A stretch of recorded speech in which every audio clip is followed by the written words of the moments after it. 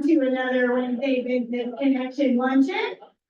I am Rosie Thomas, your Executive Director at the Bay Area Chamber of Commerce.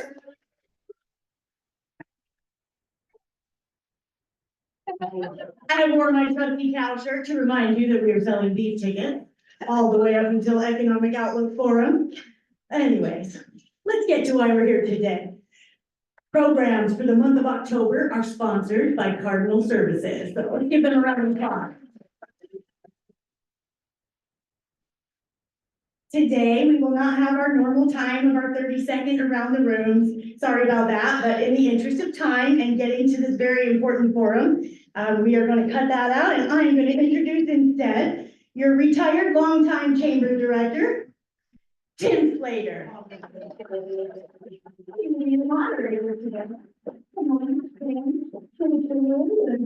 Tell us who's here for us. Cool. Well, thank you very much. And we look forward, obviously, a lot of others look forward to this too. It's good to have you all here. So welcome.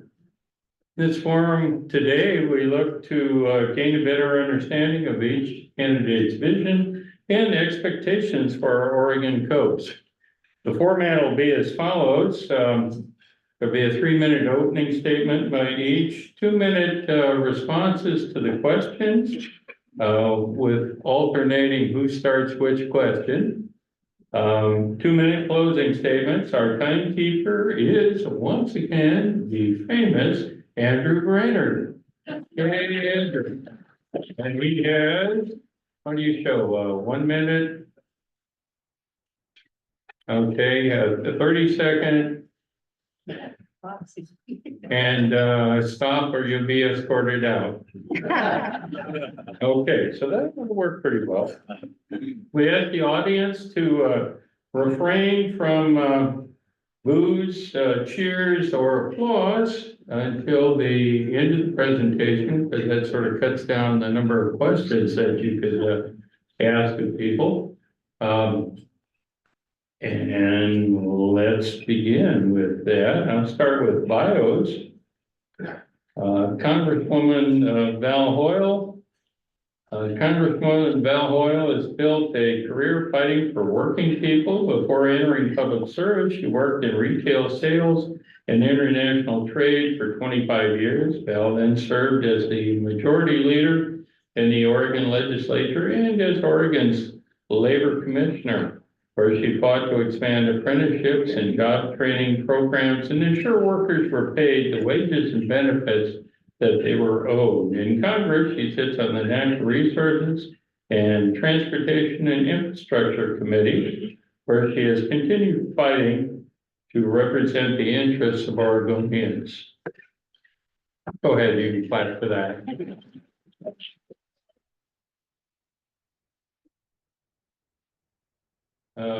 Retired Colonel Monique Despain.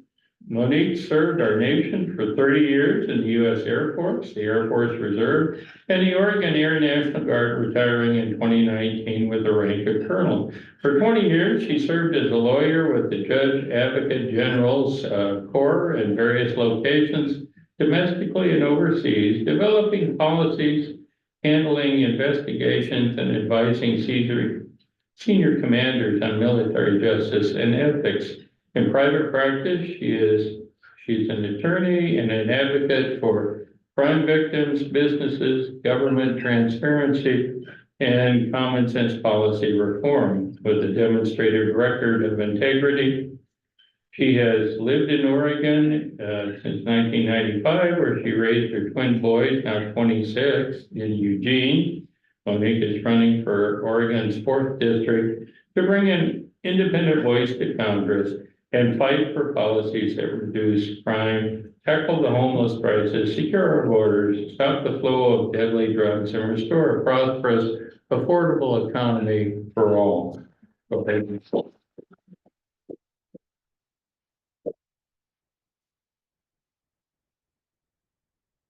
Okay, on an arbitrary flip of the coin, which I did all by myself, we'll have the opening statement by Val.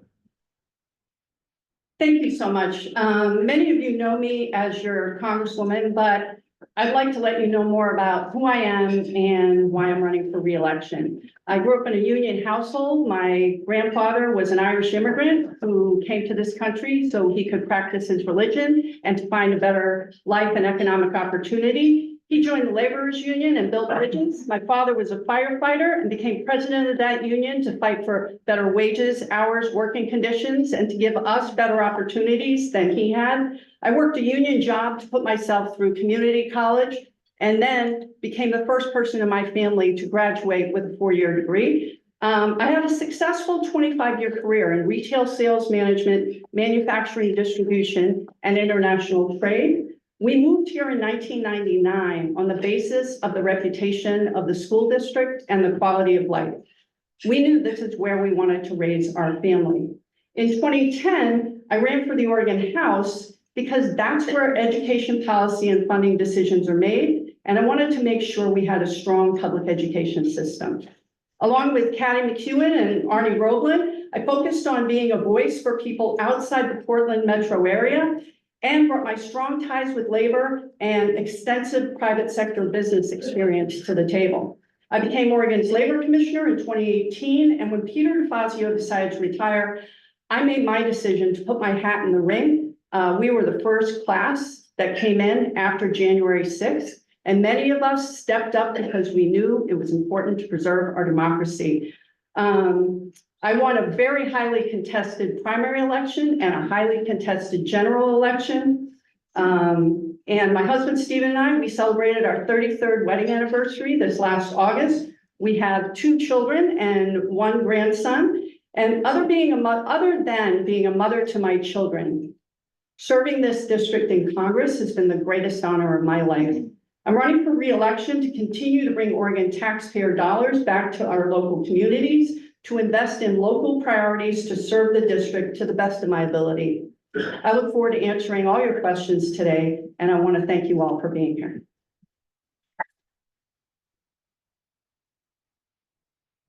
Yeah, that's a violation. And we put in the timeout chair, she says. Okay. Monique, you're opening. Thank you, Tim. Elections are about choice. Elections are about contrast. In our 4th district, this election is about necessary change. We are not getting what we need from our current Congresswoman. We don't have anyone standing up for us in Washington, D.C. People who live and work here are sick and tired of the dysfunction in Washington, D.C., and tired of corrupt, self-serving career politicians who fail to deliver results we can feel. People of the 4th district are ready for a bold new servant leader that will fight for this district and the state. I am a political outsider. I'm not a career politician. I'm a very concerned mother of 2 young men, a retired Air Force colonel and a JAG officer who had a top secret security clearance and served for 30 years. And I am an advocate for the rule of law. I'm a lawyer who has been raising the voice of the voiceless and solving problems for people in conflict for several decades. Our district is struggling with crime, cartels, drug and human trafficking, and in an economy that is utterly unaffordable for most families. We are all experiencing the failures in our communities. We don't feel safe. People and businesses are suffering economically. Lumber mills are closing. Community businesses that we rely on are leaving Oregon. Schools are underperforming. Childcare is unavailable or unaffordable, and employers are having a hard time finding qualified employees who are willing to work. We're choking on 3rd world levels of smoke and pollution every year because of poor, failing forest management policies. People are leaving Oregon because of these unhealthy dynamics. We currently have a career politician under federal investigation for a classic pay-to-play scheme with a corrupt marijuana company that was her donor. But if that doesn't bother you, let's look at her votes. Our current representative votes against American security, votes against veterans, law enforcement, and votes against our local businesses. In addition to what you'll hear from me today, I hope you'll go to my website and see the bipartisan common sense solutions that I have put forth to solve the problems that we face today. We cannot keep sending the same corrupt career politicians to Congress and expect things to change. Now more than ever, we need servant leaders with real world experience that will work to build consensus and solve the problems that we face. This is what I've done my entire career, and this is what I have to offer as your Congresswoman for this 4th district. Thank you.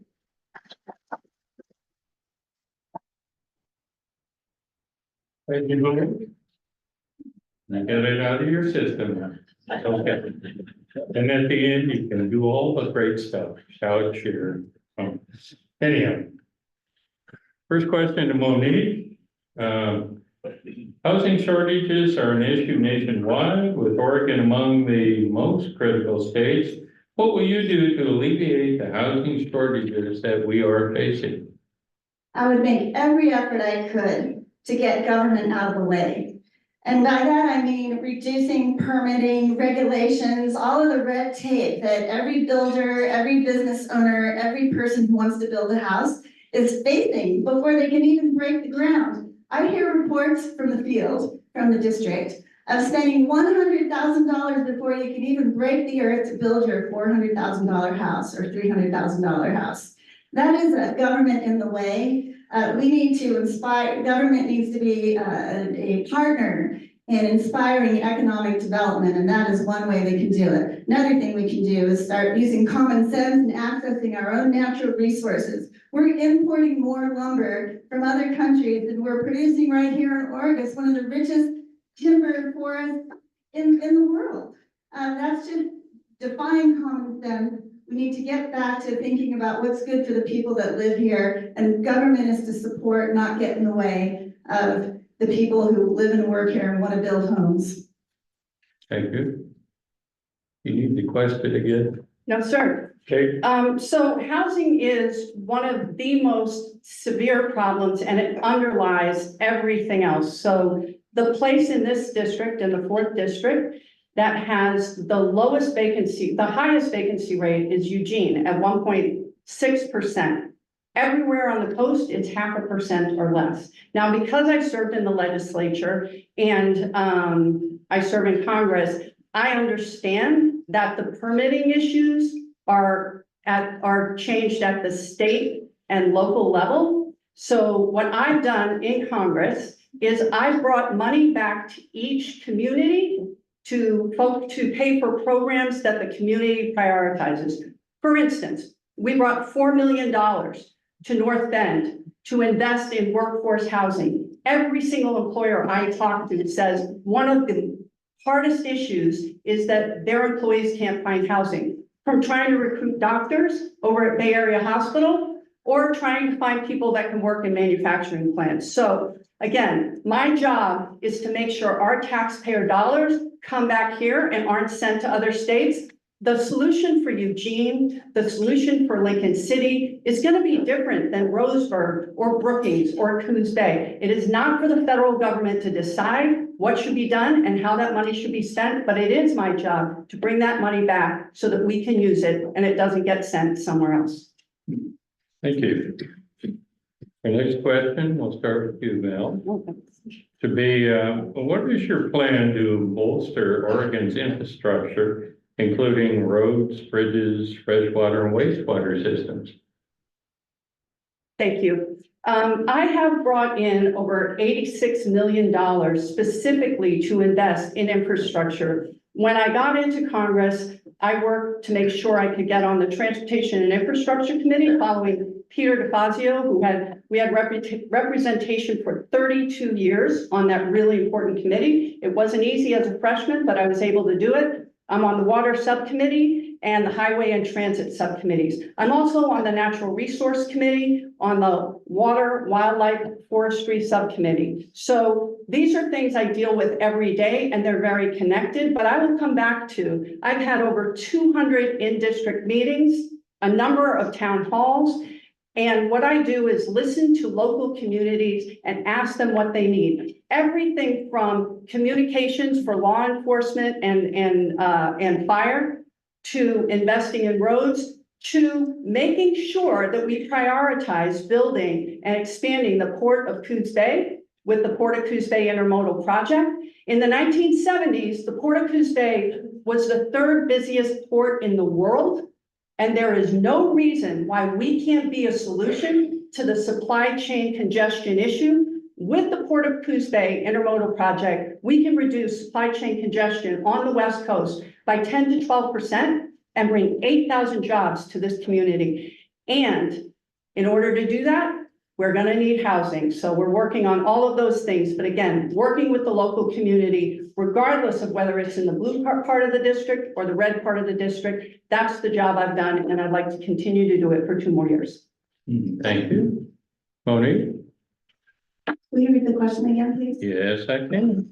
What are your plans to bolster Oregon's infrastructure, including roads, bridges, freshwater, and wastewater systems? Thanks, Tim. You know, you don't bolster the economy by spending more money. So all the problems we've talked about so far and in the rest of this time, the solution is not to spend money. We are awash in tax dollars. So as a federal representative, I'll be paying attention to how local state governments are spending tax dollars, not just applying more money and leaving it to the state. Because we see how that's turned out. State legislators have the money, they're not applying it to the problem. Oregon is among the worst in housing, the housing crisis. So as I've walked and traveled across the district, talking to people all year long, especially on the coast, I noticed this lack of sustained infrastructure funding. You know, none of us would buy a home not thinking about what the costs are going to be over the next 5 years. And I'm amazed at how much time and resources, limited that they are, has to be put into applying for grants and asking for more money year to year on just basic infrastructure needs that are ongoing. So I would eliminate that every opportunity. Also, you know, the congressional role, you know, is purse strings, and it isn't all about just taking more money from taxpayers and redistributing it and sending it to solve all the problems that we have. We need to work smarter and faster. And that's what I mean by removing permitting and regulations that don't make sense, not the ones that make sense to keep people safe and to keep people from suffering from corruption, but unnecessary, you know, you don't just pass federal dollars into your friends in the state legislature so that they can continue to fleece builders and homeowners and businesses that are trying to grow and prosper. So again, on the infrastructure, I would be very active in being an independent voice for Oregon, expressing the unique needs we have in this district. Now about the port. The elected representatives of this district have been talking about it for decades, talking, examining it, and not producing results. We need to make a decision and commit to it, and I'll be that kind of representative for you. Thank you.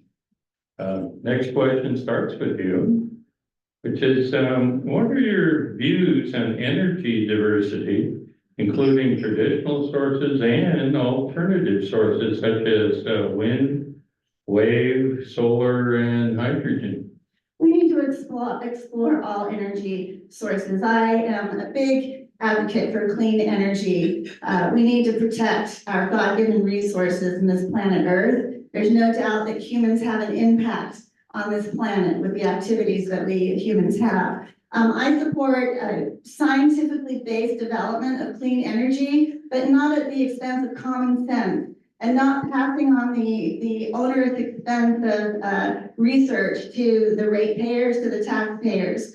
So, you know, I stood against natural gas bans. It's a very reliable, clean source of energy. That's somewhere where my opponent and I differ. I have actively opposed eliminating natural gas. We can't just pull the infrastructure that we rely on out, hoping things will work out. We have evidence that the windmill farms have been a catastrophe off of the East Coast.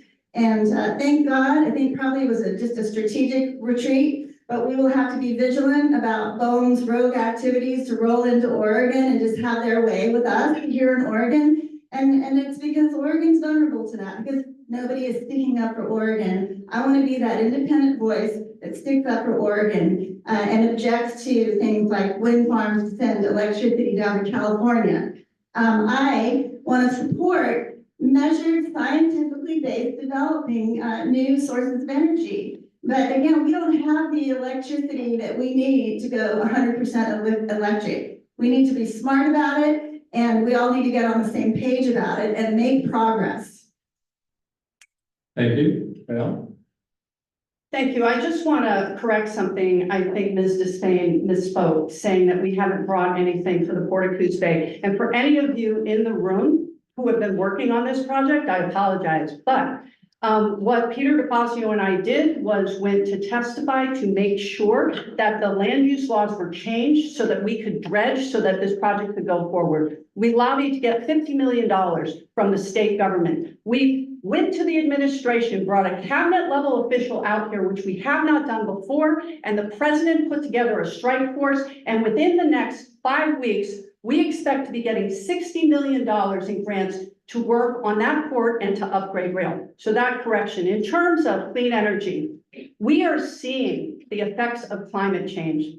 Whether it's the hurricanes, because the ocean is so much warmer that is devastating Florida, that's devastated Georgia and North Carolina, or the wildfires that we have here that are at a size and scale that we have not seen before. So we have to move away from fossil fuels, and we need to do it in a way that makes sense. The reason that I have the support from the leadership in the commercial fishing industry and every single tribe that has made an endorsement is because they know I speak for them. I am glad that the decision from BOEM was delayed, and I have been very clear. I think Nick Edwards could tell you how clear I have been with the head of BOEM on how I said to her, I know you think you can move this forward, but do not think that the people on the South Coast are unsophisticated, because if you think you can come and roll us, you got another thing coming. And I'm just very glad that we'll be able to get people to the table and make rational decisions. thank you. I have a minute for rebuttal. No, I thought I forgot a minute to respond. no, we don't Get have rid of that? responses. They're not gonna- Next question, please. At least we haven't so far in the previous 4. We'll remember that for next time. Let me see here. This will be the Val, which you both spoken to somewhat, but the Chamber of Commerce represents businesses in our area. What makes you qualified to represent Oregon business, including that within our Bay Area? And starts with you. Thank you. My 25-year career in the private sector, and specifically in domestic and international trade, puts me in an excellent position, especially with the opportunities that we have to be such a solution to strengthening our supply chain. I have support from businesses across this state and across this district. I have support from labor, and what I know is that when I talk to businesses, they tell me 2 things. 1, we need more housing, and we've spoken to that. That needs to come from the local level, and I do agree with Ms. Despain that the state and local jurisdictions need to make it easier to build housing. The other is workforce training. 50% of jobs need more than a high school degree and less than a college degree, and we are not providing that kind of workforce training. So what we need to do is we need to set up more certifications and apprenticeship programs, as opposed to paying our community colleges and universities for butts and seats. We actually need to graduate young people with the skills, both soft skills and hard skills, to do the jobs that are here. And again, housing and workforce training, it's what I've worked on my whole life, and it's what I've been able to bring resources and expertise and support to communities here in doing just that. Thank you. Monique? Well, I'm proud to report that I have the endorsement of the National Federation of Independent Businesses. And that's because they understand my philosophy about developing opportunities for businesses and supporting them. Congresswoman Hoyle rates a 14 out of 100% possible with the NFIB because of her votes in Congress. You want to be sure you're looking at words versus actions. The actions are that this Congresswoman does not support small business. Now, regarding the port, crumbs, $100 million during 50 years of 36 years with Peter DeFazio, 2 years with you. What has been delivered out of 100 million? It's a multi-billion-dollar project. There's no orchestration of housing. If you've been working your whole life on developing housing in Oregon, we're not seeing the progress. How can we have to prepare for that report. The orchestration of housing and a workforce needs to happen now. Because it isn't happening, it indicates complete disingenuousness. You gush like a schoolgirl when the president called you to tell you we weren't going to get the grant. Who's standing up for Oregon and saying, Mr. President, are you standing with Oregon or not? This could be the gem of the Pacific Northwest, have a positive impact on our entire nation, and you're holding it up.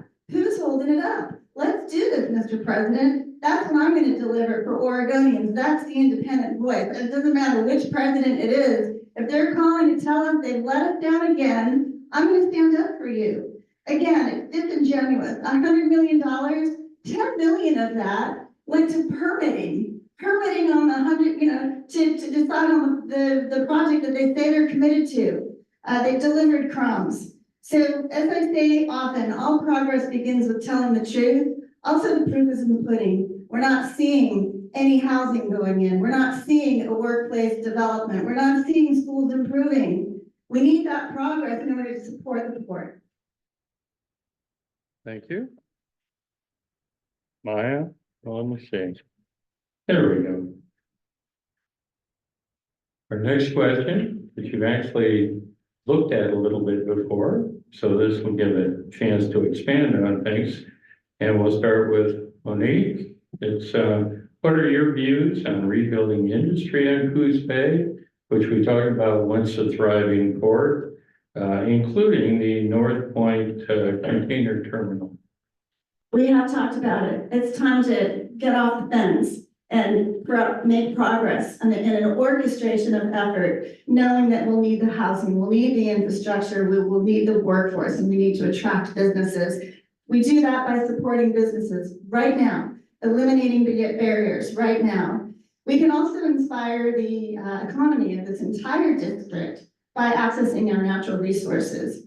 Our current Congresswoman just voted against the Fix Our Forests Act that I would have supported. It's a transformative piece of legislation that is the best thing put forward by so many people that have been working on it for years. It's the only bill that's passed out of the House to attack this severe crisis of our forests burning, and we breed them. All of the critters in the forest that everybody says they want to protect, we're just sitting back and letting them burn alive. The biggest effort from our entire congressional delegation is to bring in more money to put out fires, but they don't even put out the fires. That FOCA Act was just transformative. You can learn more about it on my website. I've published more press releases and information to the district than our sitting Congresswoman about the votes that she's taking right now. So we need a representative who's honest and will stand up for the district. And that bill, which was, like I say, transformative, causing all the stakeholders, including the tribes that are necessary, all the stakeholders, agencies getting money and tasked with preserving our forests, were caused to come together and work together, be more efficient, reducing frivolous litigation. All the Republicans, 55 Democrats, including Nancy Pelosi, voted to support this bill. Thank God it passed. But we don't have a good explanation from our Congresswoman as to why she didn't support it in a district that's 86% forest. Thank you.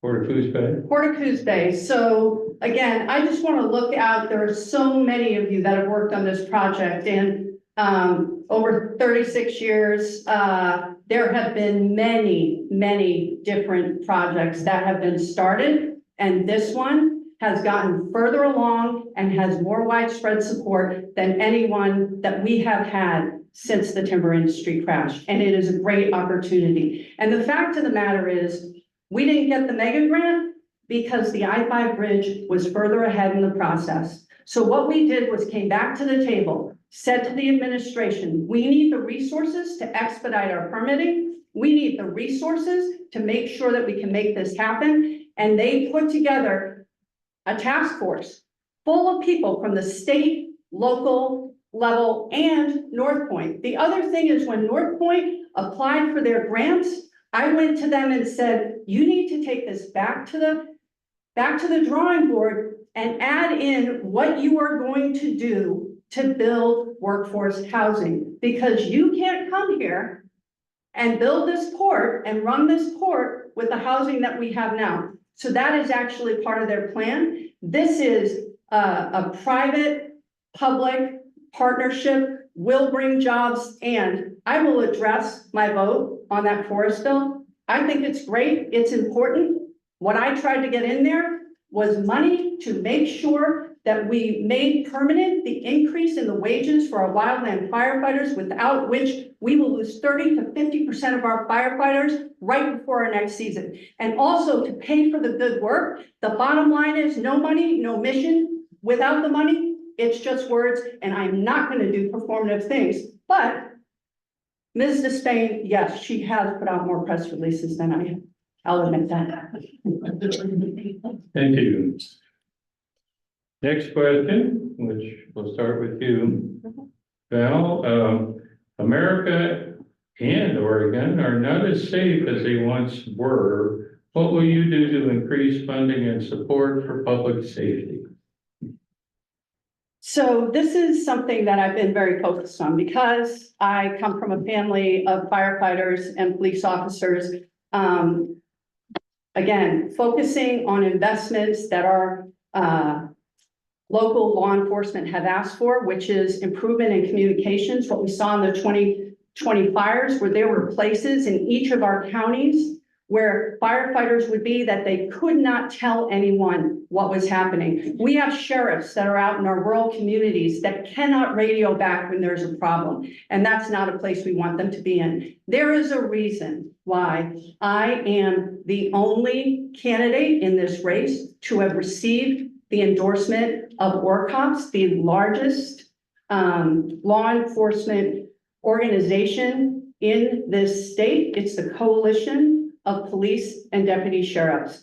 I got that because every single day I step forward, talk to my local officers, ask them what they need. In fact, here in Coos County, what we were able to do was bring money in so that the sheriff could transfer paper records and digitalize them so that it would be easier for people to find out and do the research. That seems like a small thing, but it really mattered. We brought communication equipment to Douglas County, to Benton County, to Lane County, and to Curry County. And again, what I will do is ask law enforcement what they need and earn their support again. I am the only person in this race to have that endorsement. Thank you. Next question. Well, here we go again, distorting reality. Let's get real about ORCOPS. They're a Portland Police Association, lobbying out of Portland. They have virtually no presence. They represent no one in our 4th district. I have the support of every sheriff in this district. Our current Congresswoman does not. I have the support of the Western Association of Sheriffs president. This Congresswoman does not. And here's why. I've talked with every sheriff, even before running for Congress. They are unsupported. And their stories are not told by our elected representatives who tell the story of Sinaloa in Coos County, of cartels all through Douglas County, all through our district, who are conducting terrible operations of human trafficking, weapons trafficking, and fentanyl that is killing more Oregonians than any other state in the country. Fentanyl deaths is coming over our border. These sheriffs in this 4th district are not associated with ORCOPS. And I'm proud to not be associated with ORCOPS because we don't want Portland in the 4th district. I think Portland has made clear that it's an epic failure for Oregonians, and we don't want to bring it down to any of our communities in the district. So that's the record on that. And these sheriffs are not supported. Back to the timber crisis, where our current representative would vote to not support preserving our timber so that we can access those resources and fund law enforcement as it used to, and fund our schools as it's critically essential. And so that's why I have the support of the sheriffs that you've elected. Or cops and you were not elected by Portland. So really, we really need to stick with reality here. Now about the border, I'm the only one standing up here who supports a secure border for this great nation. This elected representative of the American people voted against the only House bill in Congress that would have, she voted against House Bill 2 to secure the border. Thank you. And actually, next question you'll start out with, which is, how do you propose to facilitate fair funding to rural counties to support their citizens? That for me? Yep, you could start. Well, just moving right along, that the timber that's burning could be accessed responsibly and harvested to support law enforcement. Now, I prefer that we immediately secure the border, as I was saying. It's my opinion as a retired Air Force colonel who had a top secret security clearance. We have enemies that we should be holding at bay. Right now, they're coming over our border. 650,000 criminals have come over our border during the current administration. That's reported recently by ICE. That is unacceptable. That is dangerous. This is why we don't feel safe. This is why our sheriffs are burdened with dealing with these forces. It's my opinion that no person should stand as a representative of the American people who doesn't make securing the border a #1 priority. And don't fall for this conflation of national security with immigration reform. My mother was an immigrant. Everyone in this room is probably, related to an immigrant or has immigrant roots. It's two separate issues, national security being #1. Now, not only did Congresswoman Hoyle vote against securing the border with the House bill that she was able to vote on, she also voted against the 10 other bills that those representatives in Congress had to pass because we don't have a secure border. She voted against the Lake and Riley Act. She voted against deporting illegal immigrants who attack cops act. The sheriffs know that. The sheriffs that support me know that. She voted against every bill that would have protected Americans from the illegal immigrants that are here and causing them great harm. I would have supported those bills. Thank you. How do we strengthen our counties? Pardon me? The question. Yes.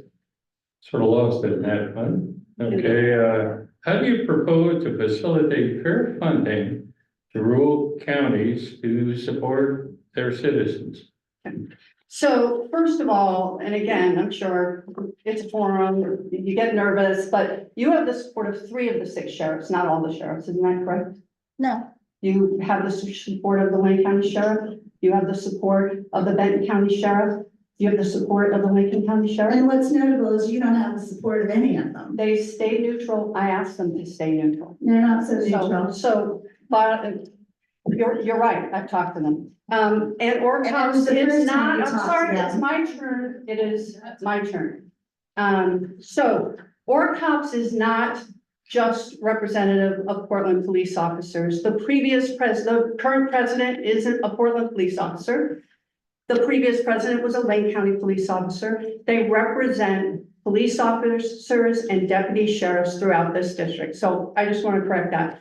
In terms of what we can do for counties, one of the key things we can do is make sure that counties are getting their fair share of money back from timber that is cut on the BLM. So we're working to make sure we can bump that up to 75%.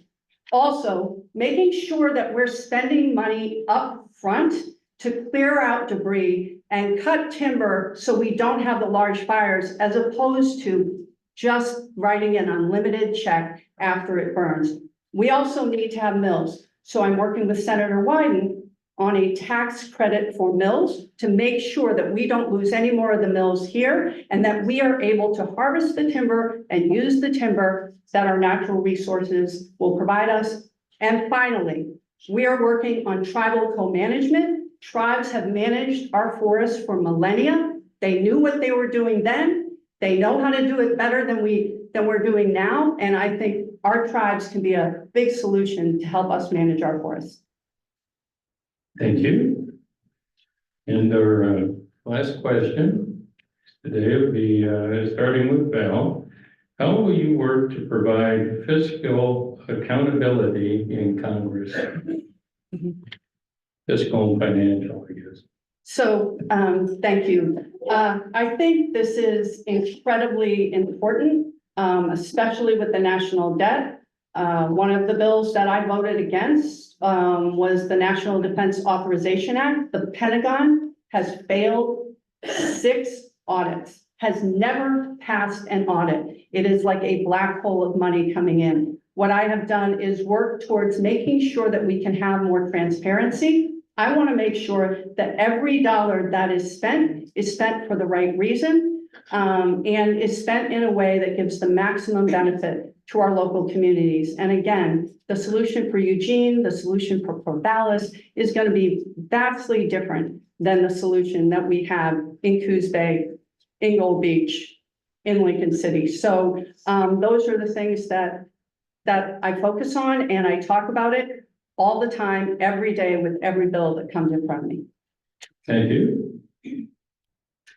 You don't go to Congress on training wheels, and you don't ask for a participation trophy, just for trying and for talking about it and for working on it. Particularly when you're following on with the same staff as Peter DeFazio, carrying on the same work that didn't get done in 36 years. You don't make full colonel in the United States Air Force by talking about what you're trying to do, what you'd like to do, and how hard it is. You produce results. And that's what I'm going to deliver to the people of the 4th District. So your question's great, because, transparency and accountability is what we do not have in Washington, D.C., and we don't have it in Oregon at all.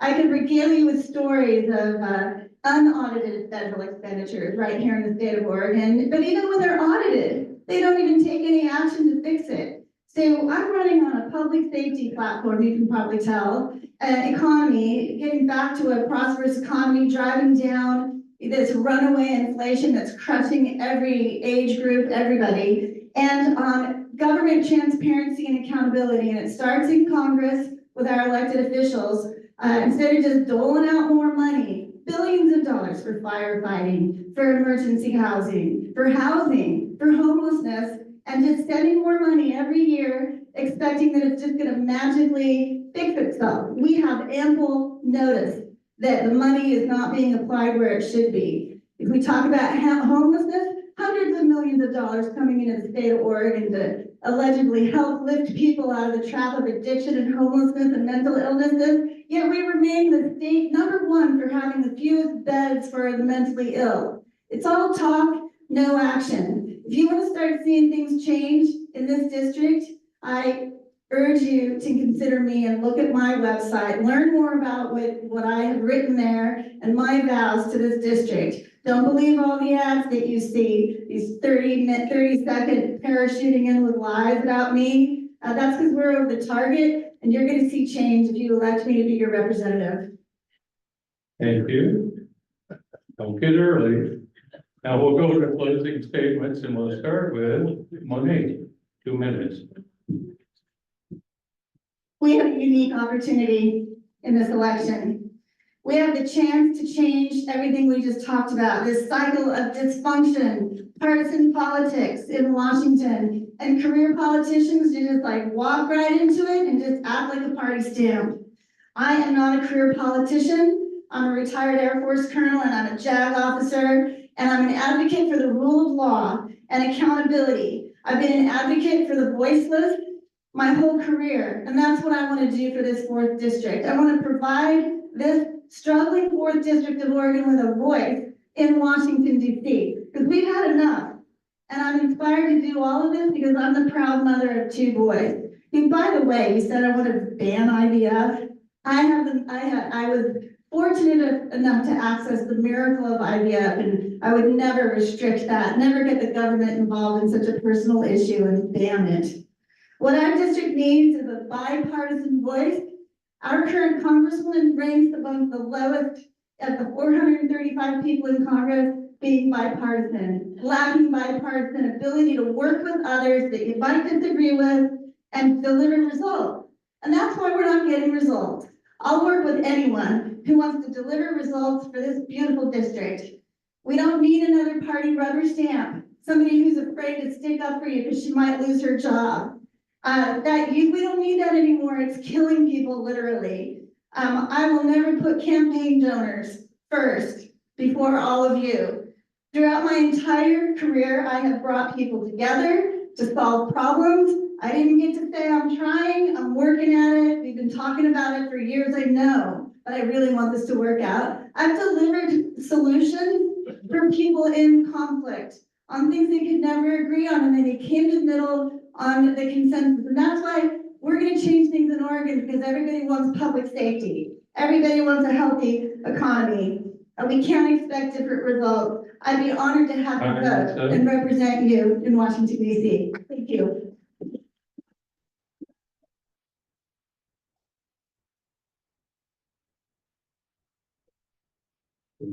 So first of all, I want to thank you for giving us the opportunity to speak with you. As I said previously, it's been one of my greatest honors to serve as your Congresswoman. I do want to address a couple of issues. Number one, Peter DeFazio was one of the most effective people in Congress, helped write the first transportation and infrastructure bill to pass out of Congress in 25 years. There's that. And the staff that agreed to stay with me, they do more constituent work than just about any other congressional district in this state. So speaking for my staff, they do a damn good job. So I've had a long career in the private sector. I worked union jobs. I've been in public service. I came from a background where I was not only unlikely to be a college graduate, I definitely was unlikely to be in Congress. So every single day, I am grateful for this opportunity and I fight to be effective. I have been one of the most effective freshman Democrat or Republican in this Congress. I've gotten 5 bills passed into law, ones that support the commercial fishing industry, that help our NEPA process become less convoluted and more transparent, and then bills to support workers. Every single one of those bills, 5, more than any other freshman in the Pacific Northwest, were bipartisan. The fact of the matter is, I've been effective in bringing $86 million of Oregon taxpayer dollars back to this district for your priorities. I'm looking forward to earning your endorsement and working for 2 more years to make sure that we can bring jobs and housing right here to the South Coast. Thank you.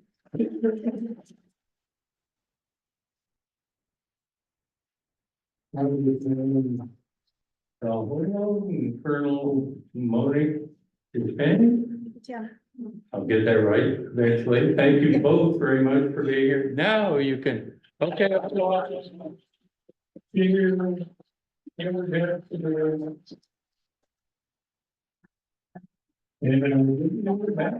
Executive Director for the Chamber, Rosie. Thank you, Mr. Tinslater. I appreciate your service today. All right, guys, what are we giving away today? I see a bunch of prizes over here. Cardinal Services slipped in some goodies. Thank you, Rodney. Cardinal Services with our monthly sponsor, WBC. They have a gift basket.